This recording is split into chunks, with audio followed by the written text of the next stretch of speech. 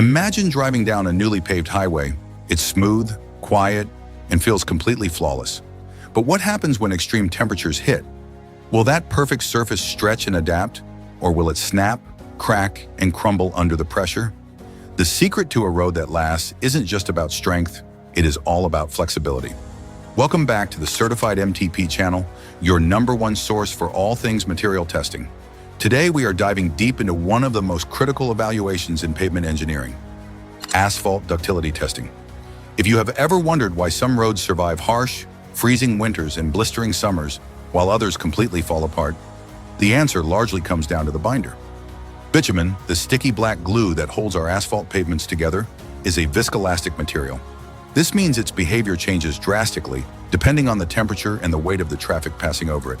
To prevent catastrophic pavement failure, like thermal cracking or fatigue cracking, engineers must ensure that the asphalt binder has the exact right amount of flexibility. This flexibility is measured through a property called ductility. Simply put, ductility is the distance to which a standard sample of asphalt can be stretched before it breaks into two pieces. In this complete, comprehensive guide, we are going to walk you through the entire ductility testing process from start to finish. We are going to look at the exact industry standard equipment you need, how to properly prepare your samples to meet strict ASTM D113 guidelines, the precise testing procedure, and how to interpret your final results. To perform this test accurately, you cannot cut corners with your equipment. Precision is everything in material testing. Let's break down the core components you need, all of which are designed specifically for this rigorous application. First, we have the standard ductility base plate. While it might look like a simple piece of metal, this flat, precision machined brass plate is the foundation of a successful sample preparation. When we pour hot liquid asphalt, we need an absolutely level, flawless surface so the sample cools evenly. If the plate is warped even a fraction of a millimeter, your briquette will be uneven, and your stress distribution during the pull test will be completely flawed, ruining your data. Before we even begin, this base plate must be perfectly clean and coated with a very specific release agent, usually a mixture of glycerin and dextrin or talc. This ensures that when the asphalt cools, it doesn't permanently bond to the brass, allowing us to easily transfer it to our testing machine later. Next up is the standard ductility mold. This is what gives our asphalt sample its highly specific, standardized briquette shape. The mold consists of several interlocking brass pieces, 2 side clips and 2 end clips. When assembled on top of our base plate, they form a cavity that is significantly wider at the ends and narrow right in the absolute center. Why this specific bow tie or hourglass shape? Engineering physics. By narrowing the center of the sample, we force the stretching and ultimately the breakage to happen exactly in the middle of the briquette where we can closely observe it. The standard dimensions dictate that the minimum cross-section at the center must be exactly 1 square centimeter. These molds are machined to incredibly tight tolerances because if your cross-sectional area is off, the force required to stretch the material changes, invalidating your test under standard protocols. Finally, we arrive at the heart of the operation, the temperature-controlled ductility tester. This is a heavy-duty, highly sensitive piece of machinery. The tester features a long stainless steel trough that acts as a water bath. Because asphalt's behavior is incredibly sensitive to temperature changes, the water bath must be maintained at a remarkably precise temperature, typically exactly 25 degrees Celsius or 77 degrees Fahrenheit, with a tolerance of just 0.5 degrees. The machine utilizes a heavy-duty motor, a precisely calibrated lead screw, and a moving carriage. Once the sample is loaded, this carriage pulls one end of the asphalt briquette away from the other at a strict, continuous speed. For the standard test, this speed is 5 centimeters per minute. The tester is also equipped with a built-in measuring scale running alongside the water bath, allowing the operator to record the exact distance the thread reaches right at the moment of rupture. Now that we understand our tools, let's get into the practical usage and the strict step-by-step procedure. Accurate sample preparation is where most testing errors actually occur, so pay close attention. Step 1 involves preparing the base plate and the mold.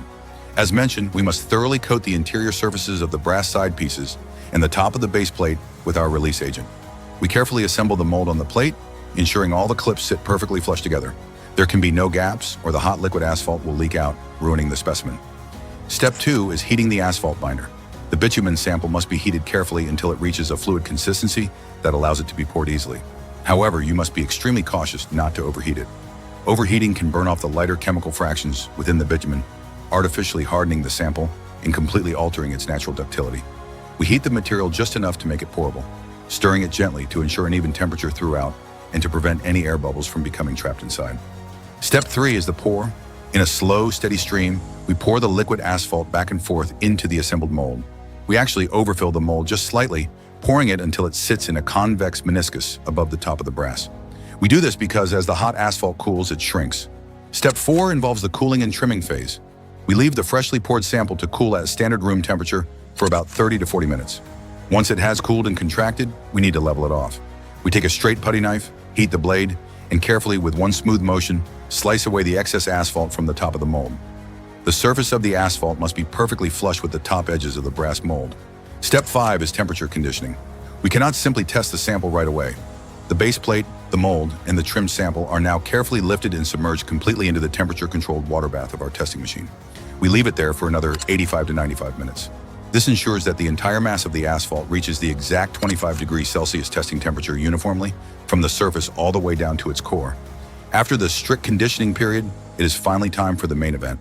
Keeping the sample completely submerged underwater, we carefully remove the brass side clips of the mold. We also detach the entire assembly from the base plate. Now we have our solid asphalt briquette suspended in the water, held only by the 2 end clips. We hook the rings of these end clips onto the pins inside the ductility tester.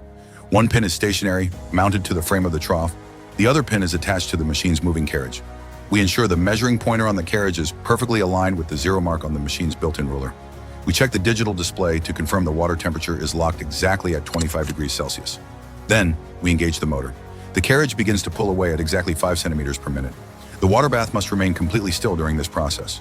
No ripples, no vibrations, and no sudden temperature changes. As the carriage moves, you will witness the unique viscoelastic nature of asphalt in real time. The thick center of the briquette begins to stretch out, getting thinner and thinner, transforming from a solid block into a long, dark, highly elastic thread. The operator must watch this stretching thread intently. As the thread elongates, it naturally begins to sink slightly, but it should not touch the bottom of the trough, nor should it float to the top of the water. If the specific gravity of the asphalt is significantly different from the water, operators sometimes dissolve salt into the bath to increase the water's density or add methyl alcohol to decrease it, ensuring the thread remains perfectly suspended horizontally in the middle of the water. Eventually, the tension becomes too much.